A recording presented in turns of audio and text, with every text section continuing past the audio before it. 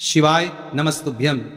हर हर महादेव। माता बहनों, आप सभी लोग जानते हैं कि 15 नवंबर 2025 यानी शनिवार को पड़ रही है मार्गशीर्ष महीने की सबसे बड़ी उत्पन्न एकादशी व्रत। माता बहनों, यह वह उत्पन्न एकादशी व्रत है जो मार्गशीर्ष महीने में पड़ने वाली सबसे बड़ी एकादशी व्रत है, क्योंकि यह शनिवार के दिन पड़ रही है और इसका बहुत ही बड़ा और विशेष महत्व होता है। तो आप लोगों इस दिन 4 काली मिर्च के दाने और 2 लौंग का उपाय तो अवश्य ही करना चाहिए। इन दोनों का सहयोग बहुत ही कम आता है और इसी के साथ में इस दिन आपको उत्पन्न एकादशी व्रत है तो आपको अवश्य ही करना चाहिए, क्योंकि ऐसा दिन पूरे साल में सिर्फ एक ही बार आता है। और माता बहनों, आप सभी लोग जानते हो कि मार्गशीर्ष शनिवार उत्पन्न एकादशी व्रत का अगर सबसे बड़ा कोई उपाय है तो वह 4 काली मिर्च के दाने और 2 लौंग वाला उपाय है। तो इस शनिवार उत्पन्न एकादशी व्रत के दिन आप लोगों को इस 4 काली मिर्च के दाने और 2 लौंग वाला उपाय को जरूर करना है। बहुत सारे लोग होंगे जिन लोगों ने इस उपाय को ना किया हो, मतलब पूरा साल निकल गया, उन्होंने किसी भी दिन इस 4 काली मिर्च के दाने और 2 लौंग वाला उपाय को ना किया हो। पर माता बहने, आपके पास एक आखिरी मौका बचा हुआ है, जो कि 15 नवंबर 2025 शनिवार साल की सबसे बड़ी उत्पन्न एकादशी व्रत के दिन है। तो इस दिन आप लोगों को इस वाले उपाय को जरूर कर लेना है।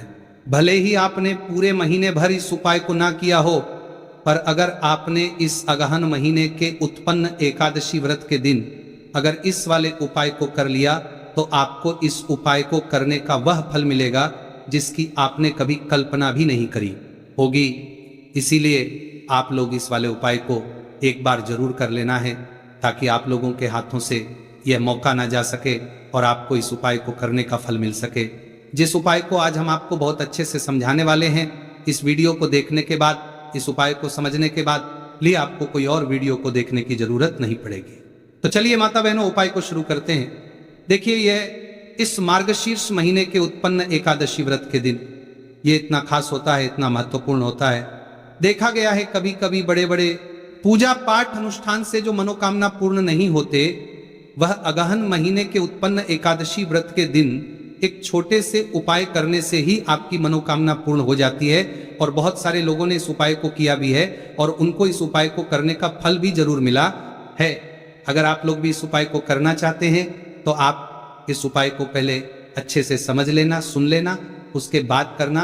आपको इस उपाय का फल जरूर मिलेगा और इस उपाय को कर लेने से आपके घर में चाहे किसी भी प्रकार की दुख और समस्या क्यों ना चल रही हो, आपको उसका कारण भी नहीं पता है कि भाई यह समस्या किस कारण से चल रही है। उसका कुछ भी कारण हो सकता है, जैसे पितृदोष हो सकता है या किसी भी तरह का मंगल दोष भी हो सकता है। तो इस दिन आप लोगों को ये वाला उपाय जरूर कर लेना है। ये एक ऐसा उपाय है जिस उपाय को अगर किसी विशेष दिन पर किया जाए तो भाई उस विशेष दिन का जो है वह तो हमें मिलता ही मिलता है, पर हमने उस दिन पर इस उपाय को किया है तो हमें उससे भी बड़ा फल मिलता है और फल बहुत जल्दी मिलता है, क्योंकि आप इस उपाय को बहुत ही बड़े और विशेष दिन पर कर रहे हो। तो चलिए अब उपाय के बारे में बात करते हैं, लेकिन उससे पहले आप लोगों को यह जानना आवश्यक है कि आखिर यह उपाय किस समय करना है, किसको करना है और कैसे करना है। तो चलिए हम आगे आपको वीडियो में एक एक करके बता देते हैं। लेकिन उससे पहले अगर आप लोग हमारे चैनल पर पहली बार आए हैं या फिर मेरी आवाज़ आज पहली बार सुन रहे हैं तो हमारे चैनल को सब्सक्राइब जरूर कर लेना और इस वीडियो को लाइक करके कमेंट बॉक्स में श्री शिवाय नमस्तुभ्यं के साथ श्री हरि विष्णु जय माँ लक्ष्मी जरूर टाइप कर देना। तो माता बहनों, इस 4 काली मिर्च के दाने और 2 लौंग वाला उपाय को हमें इस मार्गशीर्ष महीने के उत्पन्न एकादशी व्रत के दिन कैसे करना है, किसको करना है, किस समय करना है और कहां पर करना है, ये सारे सवालों के जवाब आपको इस वीडियो में मिल जाएंगे। और जो ये वीडियो देखेगा भाई, उसको इस 4 काली मिर्च के दाने और 2 लौंग वाला चमत्कारी उपाय जरूर करना चाहिए, क्योंकि इस दिन एक काली मिर्च के दाने और 1 लौंग का भी बहुत ही बड़ा और विशेष महत्व होता है। और जब बात आ जाए 4 काली मिर्च के दाने 2 लौंग वाला उपाय की, तो ये सोने पर सुहागा वाली बात हो जाती है और ये एक बहुत ही बड़ा उपाय हो जाता है इस शनिवार उत्पन्न एकादशी व्रत का। तो अब माता बहनों, इस 4 काली मिर्च के दाने और 2 लौंग वाला उपाय को आखिर करना किसको है? सबसे पहले हम लोग वो बात जानकर लेते हैं। तो देखो, घर की जो बड़ी माताएं बहनें होती हैं, उन माता बहनों में से कोई भी एक बड़ी माता बहन इस वाले उपाय को कर सकती है। और दोस्तों, अगर आप चाहें तो अपने घर में से सभी सदस्यों को भी इस उपाय को करवा सकते हैं। अगर किसी व्यक्ति की खुद की कोई मनोकामना है, खुद की कोई दुख और परेशानी है जो कि वो अपने लिए ही करना चाहता है, इस वाले उपाय को तो वह खुद अपने लिए भी कर सकता है। बाकी अगर कोई घर में से ऐसा है जो कि अपने पूरे घर परिवार की सुख और शांति के लिए यह वाला उपाय करना चाहता है, तो भाई वो भी कर सकता है, उसमें भी कोई दिक्कत वाली बात नहीं है। कहने का मतलब यह है कि इस उपाय को हर एक सदस्य भी कर सकता है और पूरे घर परिवार के सदस्य के लिए घर की बड़ी माता बहनों में से कोई एक माता बहन भी कर सकती है। माताएं बहनें अगर घर में उपस्थित ना हो, वह यह वाला उपाय न कर पा रही हो, तो फिर घर का कोई बड़ा सदस्य भी इस 4 काली मिर्च के दाने और 2 लौंग वाला उपाय को कर सकता है, चाहे फिर वह पुरुष ही क्यों ना हो, उसमें कोई भी दिक्कत वाली बात नहीं है। अब दोस्तों, जो अगला प्रश्न निकल कर आता है वो ये आता है इस उपाय को लेकर कि आखिर इस उपाय को हमें किस समय करना है, सुबह के समय करना है कि शाम के समय करना है? तो देखो, इस वाले उपाय को आप लोग सुबह के समय भी कर सकते हो और शाम के समय प्रदोष काल में भी कर सकते हो। अब अगर आप पूछो कि भाई साहब सबसे उत्तम समय कौन सा रहेगा इस 4 काली मिर्च के दाने और 2 लौंग वाला उपाय को करने का, तो हम आपसे बस यही कहेंगे कि इस उपाय को आप शाम के समय करेंगे तो ज्यादा बेहतर होगा, बाकी सुबह के समय भी करेंगे तो भी अच्छा होगा, उसमें कोई भी दिक्कत वाली बात नहीं है।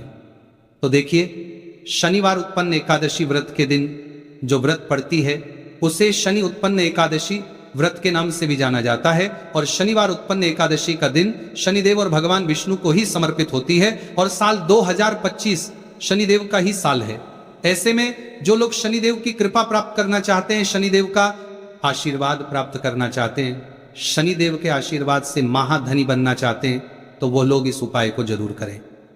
अब देखिए, शनिदेव जो है, इनका रूप अत्यंत भयानक है, लेकिन ये भक्तों के लिए असीम दया और रक्षा प्रदान करने वाले देव माने जाते हैं। जब शनि देव किसी व्यक्ति को कोई दुख और कष्ट देते हैं तो वह व्यक्ति अपने जीवन में पूरी तरह से परेशान हो जाता है। उसके पास पैसे की कमी भी होती है, उसके पास कर्ज की समस्याएं बढ़ती हैं, उसके घर में बीमारियां भी होती हैं। अब आपको बता दें कि शनिदेव अगर किसी से प्रसन्न हो जाए एक बार, फिर उसके सभी काम न्यारे हो जाते हैं। मतलब उसके घर में हर तरफ से धन दौलत बिखरना शुरू हो जाता है। इतना धन देते हैं शनिदेव, इतना सुख समृद्धि देते हैं कि व्यक्ति संभाल नहीं पाता है और उसे अपने भाग्य पर विश्वास नहीं होता है। माताएं बहनें, ये बिल्कुल सत्य है कि शनिदेव जब नाराज हो जाते तब भयंकर तबाही लाते हैं। लेकिन आपको बता दें कि शनिदेव तो कर्म फल दाता है, क्योंकि अपने भक्तों को शुभ फल प्रदान करती हैं। लेकिन अगर कोई व्यक्ति शनिदेव की उपासना करते हैं और उस समय कोई भूल चूक हो जाती है, तो शनिदेव अपने उस भक्त को तुरंत क्षमा भी कर देते हैं और उसके जीवन को सुख से भर देते हैं। और मार्गशीर्ष महीने शनिवार उत्पन्न एकादशी व्रत का जो दिन होता है, आपको बता दें यह दिन शनिदेव को समर्पित है। इसी दिन हम भगवान विष्णु और माँ लक्ष्मी की उपासना करते हैं। इस दिन माँ लक्ष्मी बहुत ही प्रसन्न मुद्रा में होती है। साथ ही साथ आपको बता दें कि इस दिन किए गए कुछ उपाय आपके जीवन में ऐसे ऐसे चमत्कार करते हैं जो बड़े बड़े उपाय नहीं कर पाते। बहुत सारी चीज जो काम नहीं कर पाती हैं वह शनिवार उत्पन्न एकादशी के दिन किए गए उपाय कर देते हैं। तो देखिए, शनिदेव ही हैं जो आपके कष्टों को जल्दी से जल्दी दूर करेंगे, क्योंकि साल 2025 चल रहा है, जो कि यह शनिदेव का ही साल है।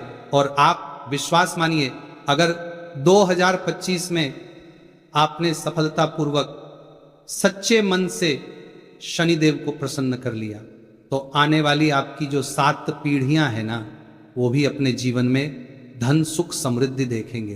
कभी भी लौटकर आपके घर में निर्धनता नहीं आएगी।